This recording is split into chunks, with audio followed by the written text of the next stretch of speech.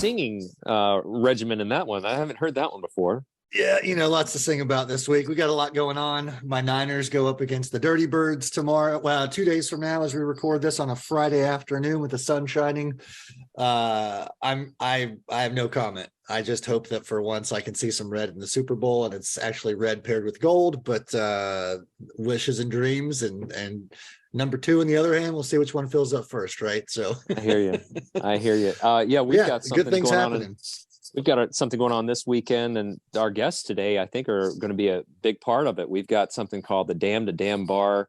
It's a 10K, and it's after we post in the morning. So the guys who are listening now, I hope you're posting tomorrow morning for this workout. So we'll have your standard boot camp workout in the morning, and then we run a 10K that ends. It starts at the Dam in Fort Mill, South Carolina, ends at a dam bar about 6 miles I see what away. you did there. Yeah, and it's a fundraiser for some awesome charitable causes. And here's the cool thing about this race that I really enjoy. The $50 charge that, normally a portion of that goes towards paying for the finish line or the company who puts it on. 100% of the $50 charge goes to the charitable causes, because the sponsors paid for the shirts, for the medal, for the finishing touches, which that's kind of the model that I think we should be looking at, rather than paying half of the fee towards the host. Instead, this is 100% of it is going into the charitable cause. So excited about that one.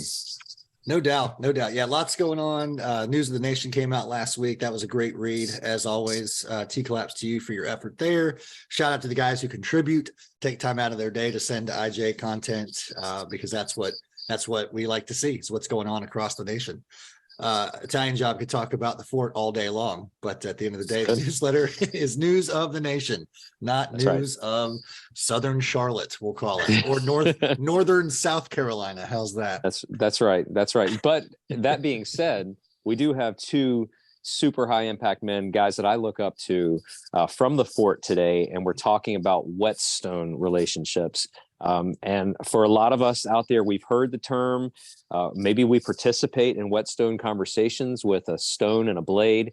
But before we get into the meat and potatoes of today's conversation, why don't we meet the guys we have online? We'll start with Double D. And Double D, tell us about yourself, how long you've been a part of F3, how'd you get the name Double D? And then we'll move on and talk to our next guy. Yeah, great. Thanks, guys. Glad to be with you today. And there's never enough time to talk about the fort, Tommy Boy. So that's right. That's just my point of view. So point taken. In any event, glad to be here today. So Dan Janik, 56, Double D, been doing this thing since spring of 2012. First heard about it from OBT on the Saturday after 1/1/11. Actually, he and I happened to run a marathon together, and we knew each other. And he talked about it for that whole weekend, about what had happened the very first day of what became F3.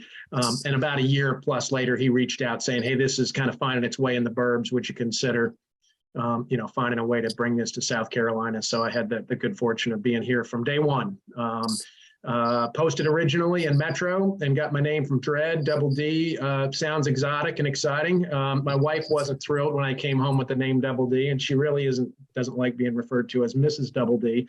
But in any event, it's pretty boring. It's Dan from Dallas, so that's how it landed on Double D. So great to be with you guys today. So approved. I like it. Long Duck, same thing, my friend. Give us a little bit of your name-a-rama and how you wound up with the name. Sure, I'd love to. Thanks, guys. So Joe Lyon, 60, Long Duck. And so Long Duck, I'm not real sure how I got Long Duck either. That's crazy.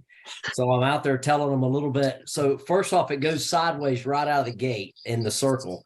So I'm standing in the circle thinking I'm supposed to say what number in the circle I am instead of my age. And I said I was 16. And they said, "You don't look 16. And then out of nowhere, Dark Helmet throws in 16 candles. And before I could even tell them anything about myself, I was the upside down Asian kid, Long Duck Dong. And they said, well, shorten that to long duck. I said, guys, I have lots to tell you about myself. And they said, we've heard enough. Long duck it is. It's so good. So yeah, I don't even know. I'm always amazed sometimes of where it comes from and how fast it gets there. And that train was moving and I couldn't stop it. And yes, I like it. My wife, Carrie, does not like to be referred to as Mrs. LD or Long Duck either. So Tommy Yeah, boy, we're really good about upsetting the apple cart when it comes to our M's, aren't we? I dig it. I dig it. Well, and so listen, I a quick got nod to the website and the Whetstone real quick on stuffwe'retrying.com. There are currently 2 versions of the 8 block. And I'll tell you this story so that we can dive into our conversations. When I first started the 8 block several years back, at the time, and still is in that first iteration, we focused on ALR, ask, listen, remember. And not really knowing what I was doing the first go round, I wound up making a list of guys and qualities within those men that I appreciated, and spent the latter half of that year inviting them to coffee or lunch, sitting down with them and just kind of interviewing them. Really following the ALR protocol, listening twice as much as I'm talking, and certainly asking open-ended questions in order to shut up and listen. And that netted me some really great, deeper friendships with the men I was working out with. But what it really did even more so was expose me to this concept of the Whetstone, of sitting down with another guy that you trust and understanding, how are you so good at blank? It was leadership. It was being an excellent husband. It was saving money. We could go on all day about the topics that we want to dive into, but I walked away with some great soft and hard skills, some deeper friendships, and that transitioned me into this idea of being a blade to someone else's stone. And so when you guys had posted on Slack, certainly it perked my ears up, Italian Jobs ears up, so that we could get you on the podcast to talk about and flesh out this idea of a Whetstone, a vertical relationship between 2 men. So let's do this just to open the conversation. And this is open to either of you to take away. Where is your heart in this idea of a Whetstone Blaine relationship? Why are you leaning into this conversation? Long Duck, you want to chime in there, buddy? Yeah, I was gonna say I got some thoughts on this for sure. So I'll tell you, from what I've learned and I said a little earlier as we started, guys, is that, I have some experience in mentoring other guys in other fellowships and Alcoholics Anonymous, to be pretty candid. And I'm out there of that because it literally has changed my life in a huge way. And I just said the impact it has. I think it's a huge advantage for a man to have a relationship with another man and to be vulnerable and to talk to him. We don't normally do that on a regular basis. Men don't like to talk about feelings or anything else. I mean, we really don't even like to talk about our business in any way, shape, or form. And I think it's pretty important to get to know someone in a different way than you would your social friends. And I think that's what a Whetstone really can be and should be. Somebody you can kind of be candid with about where your struggles are and what's hard about life, or what bothers you, and or what you would like to do or to that could make you better.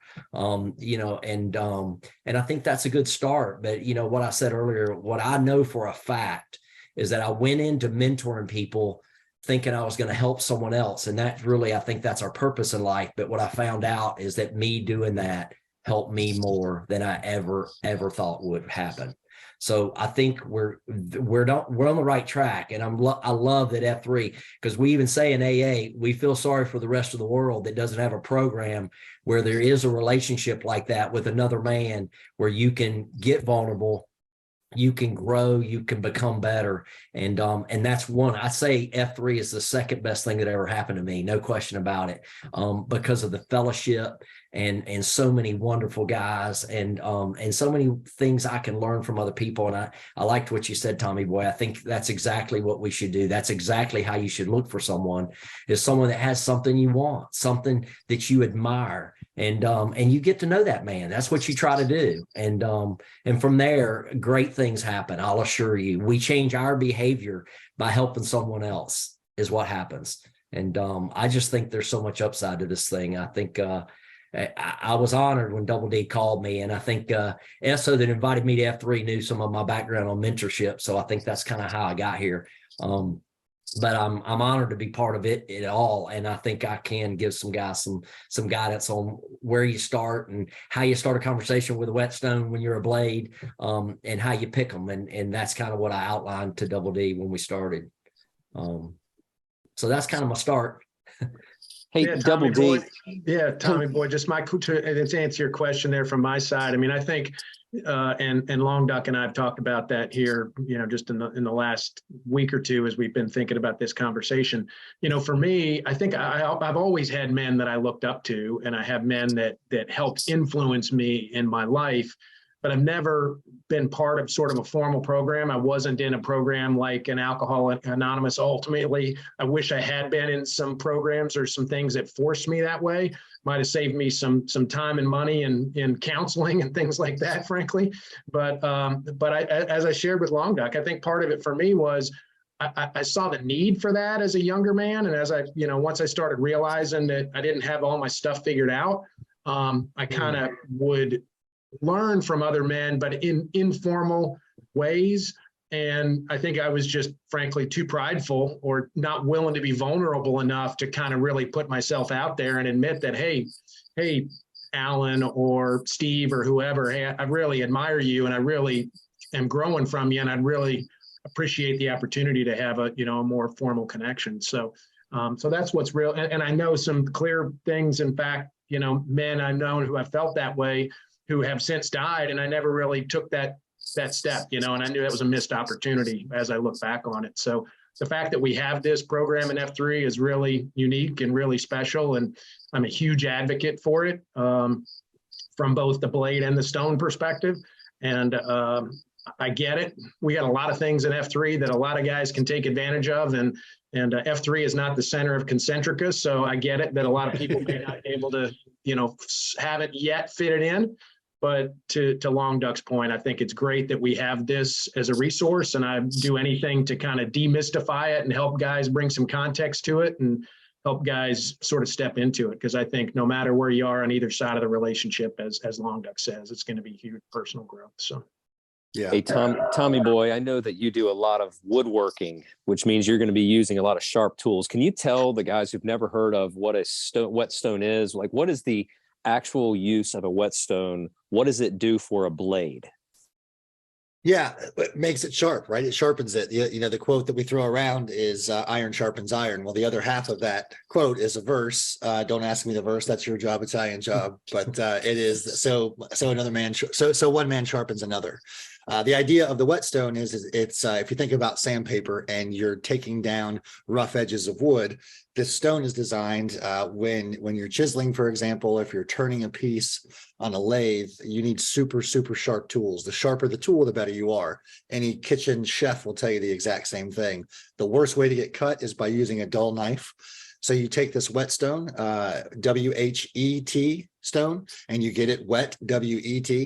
And that friction between the right angle of the blade and the friction of that whetstone is what takes a sharp or a damaged or a forgotten, neglected blade down to a fine piece of equipment, a tool, if you will. Which actually leads me into the next question, but you sparked something else in me, which is the word tool. Tools versus what we have a lot of today as our devices, our phones. Our devices require zero effort.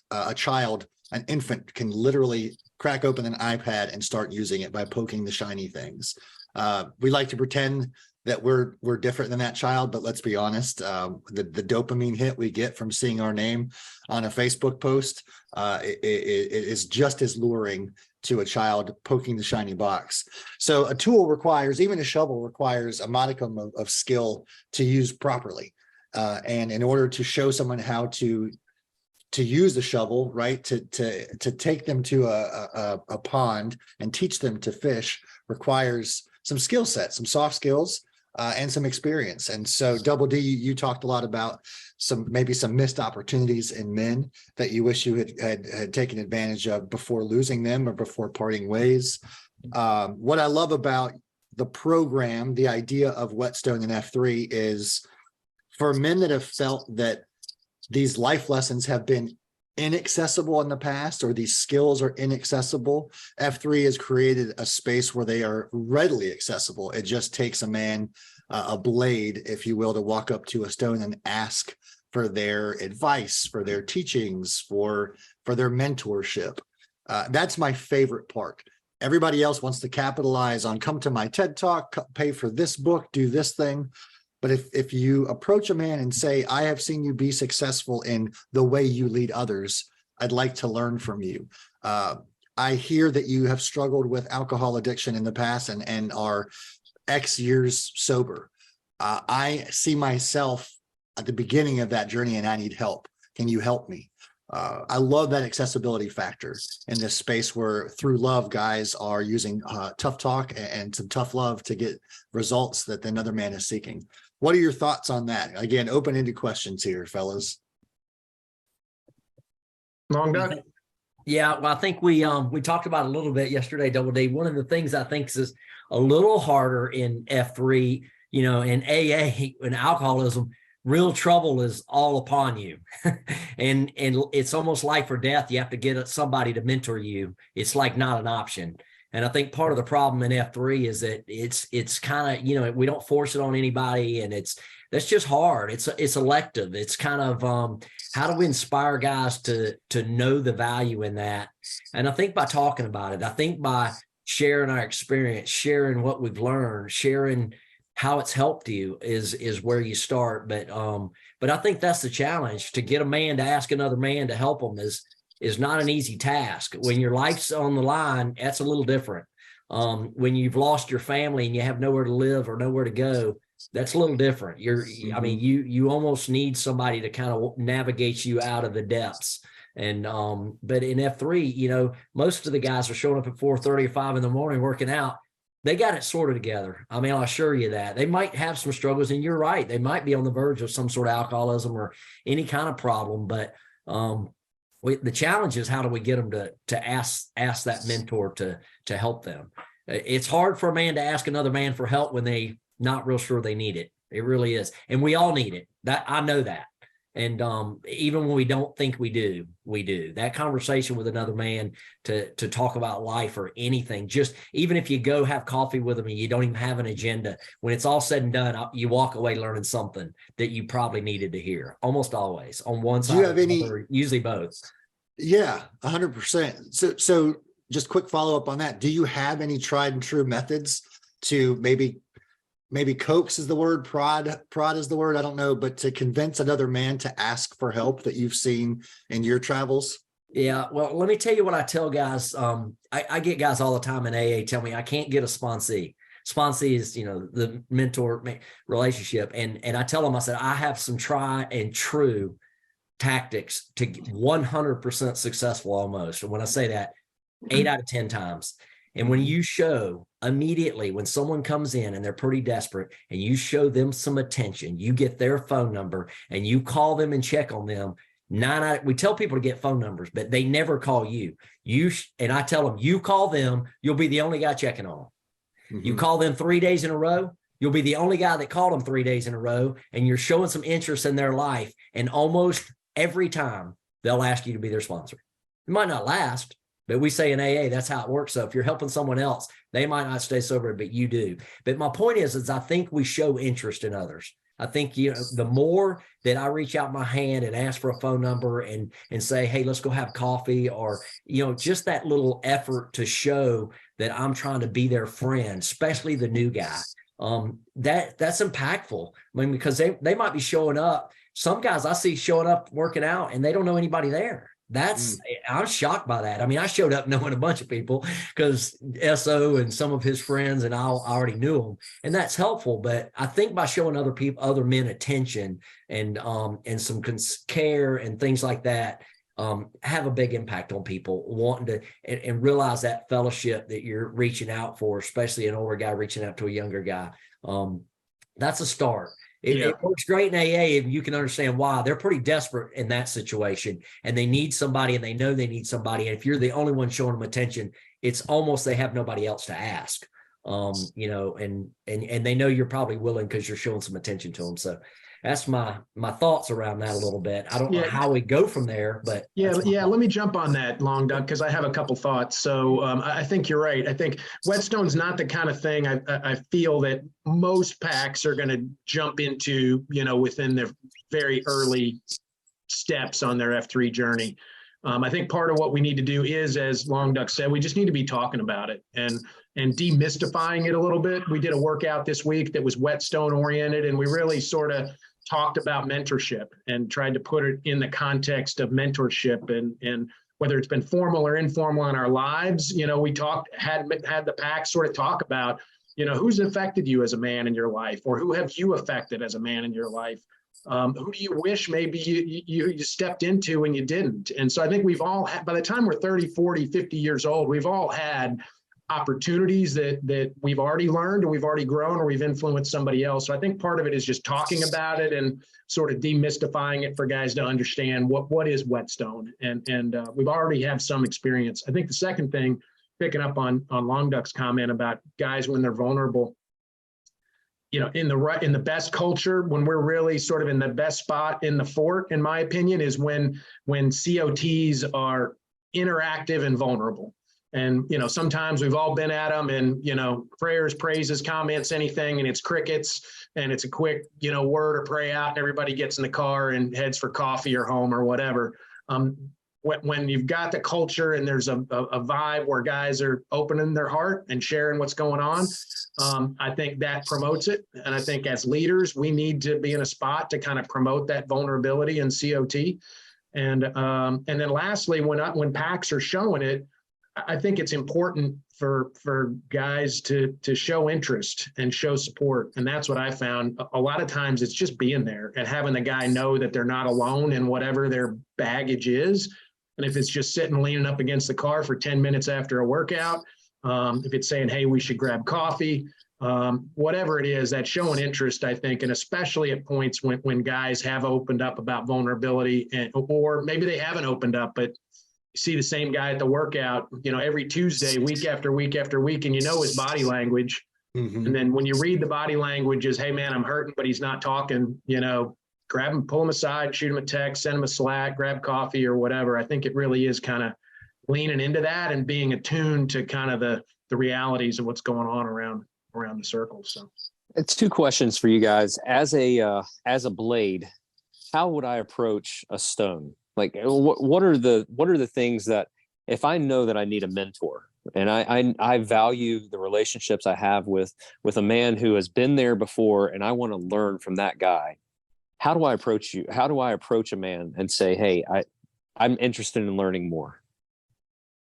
Yeah, I personally, I think Long Duck said it best. I mean, when you find a man that looks like someone who has something, I think just acknowledging that and saying, hey man, I'm really notice, how solid it seems your marriage is. I'm having a struggle right now, man. I hear so much you talk about your wife or your family, or maybe I'm not having a struggle, but hey, I want that. I feel like I can learn from you. Maybe I'm not struggling in my marriage, but you shine, man. You shine in this area. I want to learn more about it, and sometimes it may not have to be necessarily that immediate step into the Whetstone, but just stepping into a conversation. Hey, there's something to learn here. You got something here. I'd love to hear more about it. And I think that's a way to just sort of open a conversation.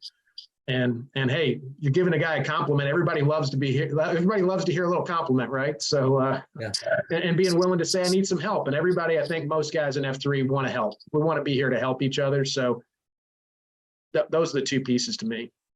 Long Duck? Yeah, I think you just walk up and ask them. And I think you be prepared to tell them why you're asking them. I mean, I think, I walked up and asked Double D, and he smiled and laughed, and he said, well, I'm not sure if maybe you should be the Whetstone and I should be the blade. I was like, quit worried about age. That's not that important. And I always tell people too, I might seem okay now, but my first 50 years of my childhood were great. So I've matured a lot in the last 10 years. And they say that happens with alcoholics for real. I mean, that's a real thing. And so I think you're still ahead of me maturity wise, Double D. So I think it's going to be fine. But I told him, I said, there's some things that I do admire about him. And that's what I wanted is he's calm. He's a good leader. Obviously he's thoughtful when he answers questions. I watch how he responds to people and how he doesn't maybe have an answer immediately, but he puts thought into it. And I like the way he treats people when they're new and goes out of their way. And I've seen that there's a few guys in there, but I just knew that there was something there.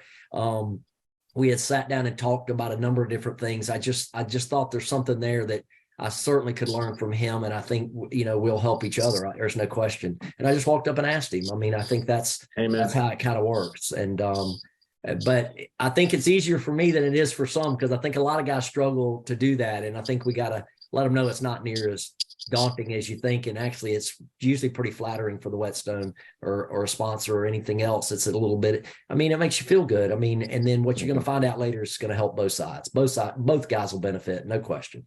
Yeah, amen. Just to follow up there briefly, I mean, I have had a number of blades over the years, but hadn't had a stone where I was the blade. And in the last several months, as I really wanted to turn some attention to the whole Whetstone initiative within the Ford, I felt like I needed that, and I needed the kind of the formal participation. And pretty, Flounder jumped out to me. IJ, you'll recognize Flounder as he's a man that's traveled the world, deep faith.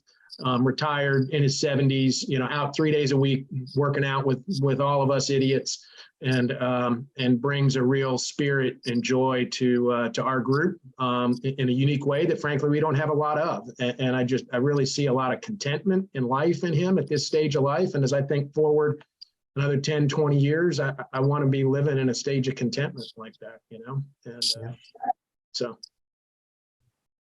Ajay, did you have a second question? Or I did. I did. I had another question, and the question is: I know the value as a blade, the value of the relationship with the stone, the things that I can learn from a man who's been there before, who's telling me, "Hey, I see you're going down a path. I've been there. Let me give you a little bit of heads up of things to expect. One, and two, things to avoid." So I know the value from a blade's perspective. What's the value from a stone's perspective of pouring into a younger man, sharing some knowledge that you've learned through the years? So what's that value from the other side? Yeah, I think it's Long Duck. I'll let you take most of this, but looking at Dreads right up in Q Source, we talked about Q Source just for a moment ahead of this. The interesting thing about Q Source, that one chapter in Whetstone is I think it might be the shortest chapter. And it might be the least prescriptive chapter in the entire document as well. But essentially, what the last paragraph kind of captures it to me. Basically, when we're talking the talk and you're in this kind of relationship, it just forces the stone to walk the walk a little truer, in my personal experience. It's like you're being forced to listen to your own advice and then look yourself in the mirror and ask, hey, am I really following that advice? Yeah. That's what it's been for me. So, yeah, I think I like that. Yeah, you stole a little of my thunder, but because I agree. I mean, I've mentored a lot of guys, and I have a lot of good advice, but I'm not always living it. I just am not. I mean, I even tell guys I can't tell you how many times a guy will come to me and their troubles are so big, and I ask them the simplest little thing. And I know not everybody follows Christ, but I ask them, in AA, I mean, if you're there very long, we don't care what you believe, but sooner or later, we said, just let God prove to you there's a God. But I ask them, when our troubles are so big, the simplest thing, like, have you prayed about it at all? And, I find myself going, I didn't do that either very well. I mean, it's literally the easiest, best thing for a trouble that a man has. And we think of it last. But when I'm telling a guy, it's almost the very first thing I think of is telling them, have you prayed on it at all? And they look at me and I'm like, I should use it. So it's exactly what Double D said. I think what you find is you hold yourself to another level when you're talking with a man, you're trying to help a man. We know, and they know too sometimes the right thing and the wrong thing to do, and we're reassuring them they're going down the right path. It helps us all stay on the straight and narrow a little bit better. And every now and then, I always tell too, one of the things that I learned in this mentorship too is sometimes when we're in a situation that troubles us, it's easier for another man to see a different perspective on that situation than it is for me in my own problem, because I see things as I am, not as they are. And another man will see them how they are. how that situation is, not because they don't have any, they don't have any skin in the game. It's not their problem, and they'll see it different. And sometimes I can't tell you how funny it is to me how I see something and a guy's like, oh my gosh, I didn't realize that. And I'm like, and that was the simplest thing for me to point out because they can't see it when they're in it. And so that's the real relationship. And I've even had guys that, I mean, it can go both ways. I mean, when you're talking about trouble with another man, I mean, it doesn't matter which one's which. It's going to turn out to be a friendship and a fellowship. But one guy might be older and have some more life experiences, but it's going to benefit both, no question. Amen. Hey, IJ, I got a question for you. You said you've been a blade, but not a stone. Is that right? That's correct. And same for you, Tommy Boy, or no? That's You've correct. Been a stone. Okay. Yeah. So, and you guys are how old? I'll be 40 next month. And I'm Finally, 47. man, good grief. I know he's been only- 38 for 6 years. But, yeah. And how Double about you, D, Tommy Double D knew me back in when I just posted when I was 30. So I'm Yeah. almost a man. I'm almost 40. he used to pick you up from school. And you, Tommy Yeah, Boy? Double D, I'm 47. Okay, yeah. So my, I've had guys. I mean, there is no, to Long Duck's point, there is no age in which an adult man can't help somebody else, in my point of view. And I know a number of guys in the fort who are blades, and who would make incredible stones. And I've asked them, hey, do you have any blades? Oh no, I couldn't do that. I'm not worthy of that. I haven't, graduated, or I haven't got all my stuff together yet to be able to do that. And that's just head trash. That's just lies. And I can't tell you how many men I believe struggle, myself as well, with sort of sometimes identity, self-worth, doubt. And I can tell you there's no better way to help improve that than to be on both sides of one of these relationships. I'll give What Did credit. About a year ago, he and I sat down, and he's up in Metro, Nantan there. And he said, hey, we've got shield lock relationships all over the place here in Metro. And he said, my point of view is if you can help sharpen a man in your own stage of life and one of your peers, there's no reason you can't sharpen a man that's in a different spot on the journey, somewhere a little bit behind you, whether it's in a nature of life, a stage of life, age, whatever it is. And so I would tell everybody who's been out in F3 and understands what we're doing, is committed to what we're doing, no matter your age or stage of life, you can be a stone, and you'll learn and grow in the process as much as you will as a blade.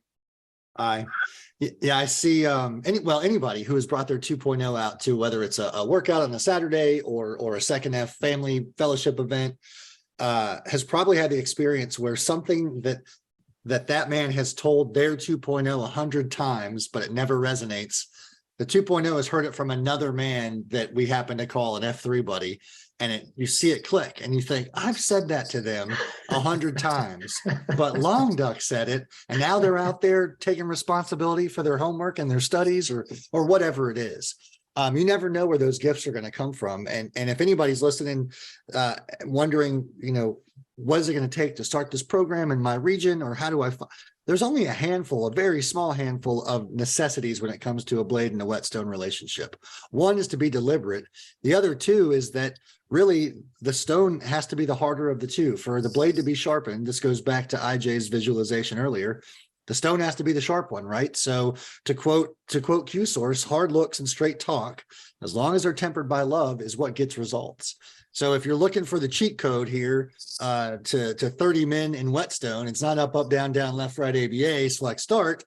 It is deliberitude, to quote Dredd, and then it's that stone just needs to be the harder guy. And that doesn't mean always hard on you. It means tempered through love. This guy has been there, done that, bought the t-shirt, and he wants you to skip the checkout line and just get the free t-shirt by putting in the work, right? So I appreciate that a lot. It's just, to quote both of you, man, to talk through it makes so much more sense, and obviously benefits all of us on this call, and ideally the guys who are tuning in, listening after their workout on Saturday. IJ, Long Duck, Double D, any final thoughts from you guys as we kind of land the plane here?